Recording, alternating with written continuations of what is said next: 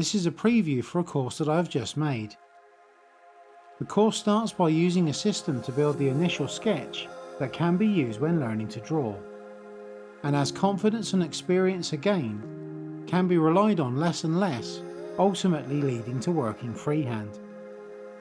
Now normally I would emboss the skin texture into the paper, but this is a much looser, less detailed picture, relying on strong contrast and using simple patterns to create the illusion of texture and shape.